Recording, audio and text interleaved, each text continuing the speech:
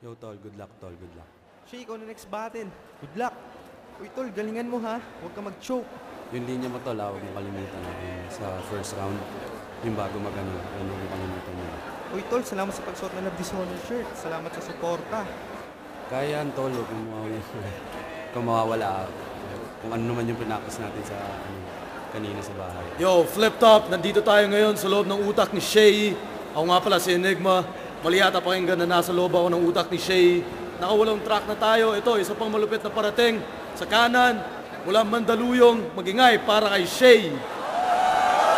Ang gusto ko lang naman ay isang babae na hindi kita mangalaman niya. At malamang alam mo naman kung bakit kasi ko siya ay akin. Hindi na niya kailangan pa mang-akit. Sa kaliwa naman, Rapid Flip Music, magingay para kay Shay Yee.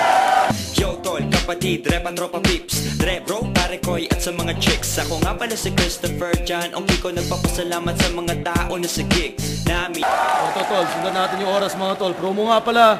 O Shay, tawag. Heads. Sino una? Siya. Ayun, Shay, sabi ni Shay, ikaw daw una. Yo, tahimik lang all. Mga dyan sa likod, tahimik lang. Pakinggan natin, patapusin yung MC. Unang banat kay Shay. Pakinggan, oh. Yo, wala na nga yata masahaba pa dun sa baba nito. Sa sobrang haba, pati baba ni Babalu nahiya na sa'yo. Pre, hindi naman sa tinamad ako mag-isip ng ibang anggulo na ibubungad sa iyo. Sorry pero kahit na ano ang aking gawin sa tuwing makikita kita, yan talaga ang una kong napapansin. Ang haba niya talaga as in. Ang daya mo tol. Be fair. Alam mo bakit maraming lalaki sa iyong bitter? Kasi napasagot mo lang ang architecture student mong girlfriend dahil sa baba mong T-squad. Sa battle rap, isa ka lang mid-tier. Kung pag-uusapan ng rango, ang baba mo. Kaya ka lang naman nako-consider ng iba na top tier dahil palaging beast mode yung baba mo. Ewan ko lang ha. Sa paningin daw ng maraming tao, si Shay, wow, grabe, ang gwapo. Pero para sa inyong kaalaman, meron po siyang tinatagong baho. Oh, wag ka nang gumanyan, umiiling-iling ka pa eh. Anong wala? Hoy, kulot, wag kang mag-astang hindi mo alam ang tungkol sa bulok mong bagang. Kung ako sa'yo, tol, ipabunot mo na yan. Kasi, Yo, freestyle, pare. Freestyle. Kaya mo yan, pare. Freestyle. Yo. Hindi na nakakaisip. Kasi baka mahawa pa yung iba, kawawa naman. Time. Time. Nax, Walang pupunta, kwenta Shay. yung mga rhymes. Susunod na banat, pakinggan nyo. Shay, pakinggan, oh. Yo. Sabi na nga ba, pati ngipin ko magiging topic niya. Alam ko nagagamit ka ng ganyang anggulo para makapanlait ka. Kaya naman tol, pinabunot ko na yung bagang ko last week pa. Wow. Ang sarap sa feeling boy. Alam mo yung astig, mas astig pa doon. Wala nang masakit pag umiinom ako ng malamig ngayon. Kaya naman ang confidence ko nag-increase talaga. Tawagin mo pa yung nag-cover ng payphone na crush ko at imbis mahiya. Ikikiss ko pa siya. Eh ikaw, wala. Tuwag. Chicken. Naliligo ka lang pag may pasok kaya hindi confident pag weekends. Pero tol, may pag-asa. Huwag ka susuko. Huwag mo itaas kamay mo. Kasi wala nang pag-asa. Kami ang susuko pag tinaas mo yung kamay mo. Dahil kamukha mo daw si Rancho ng Three Idiots, ang Bombay na matalino. Di naman. Hindi ka naman mukhang Bombay, amoy Bombay ka lang naman. Ang alam ko, idol mo si Disaster sa rap kung saan siya magaling. Hindi ko alam na pati amoy niya tinutularan mo na rin. Tol, last line, 10 seconds. Tol, 10 seconds. Yo, ito naman kasi nagsabi pa ng 10 seconds, ang alimutan ko tuloy eh. Yo, tahimik. Pero ito, seryoso, hindi to alam ng ilan. Kagaya ng ibang nakabattle ko, kaya kitang higitan. Pero sinasakto ko lang para naman yung laban natin magandang tignan. Tayo. Ayos, pare. Buti hindi mo ang lakas. Ayos. Susunod na banat, pakinggan nyo. Shay. Yo, Hoy, tahimik muna sa likod, oh. Laptop, easy lang, oh. Check, pakinggan nyo. Grabe ka naman, Shay. Sinungaling.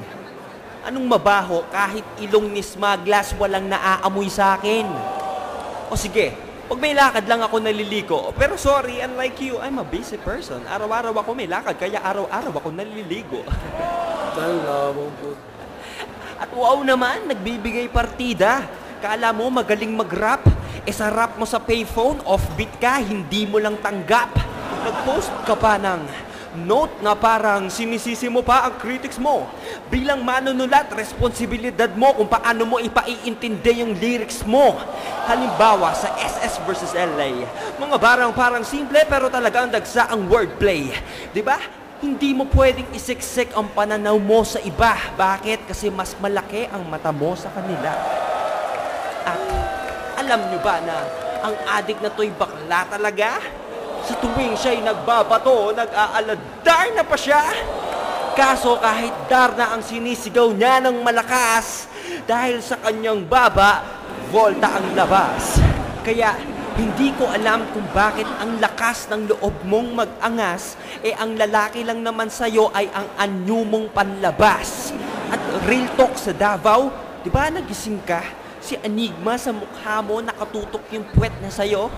Patunay yon na mismo kapwa mo MC walang respeto sa'yo. Time. Time. Susunod na banat, pakinggan nyo. Shay, pakinggan o. Hoy, akala mo lang disrespect ginawa ni Arik sa akin. Hindi naman kasi. Close kasi kami, ang tawag niya doon, intimacy. Lawo. Pero seryoso, tama na ang biruan. Ako'y naiinis na talaga. Bakit ba akala ng iba adik ako? Porke ba malaki ang mata? Ako nga pala si Shay, Christopher John Ongkiko. Sa lahat ng MC, ako na lang yata umiinom ng fresh milk dito. At hindi rin ako nagyoyosi. Kung ako man, ba't hindi ako aamin? Seryoso, swear to God, mamatay man ang kapitbahay namin. Isa lang akong pogi na mahilig sa pagkain. Hindi po ako adik, marami lang adik sa akin. Ha! Laptop, easy lang. Check, pakinggan nyo. Tapusin yung MCs. Si bakla, nya. Wala na bang mas boring dyan? Sorry naman kung ang dream girl mo, ako ang ka-holding hands. Mga taong ganyan, dapat ay hindi na pinag-iisip. Kung ako sa inyo, wag na kayo mag-internet, kayo lang ngayon mga pampasikip. Off-beat, at talaga wala ba kayong napapansin sa akin na nung hindi kanya sabayan ng beat, kayang-kaya ko nga ang sabayan ng hangin, tapos na ako. Enigma baba mo na ang iyong kamay. Gusto mo tayo pa ay magsasabay? Yes, sige. Time.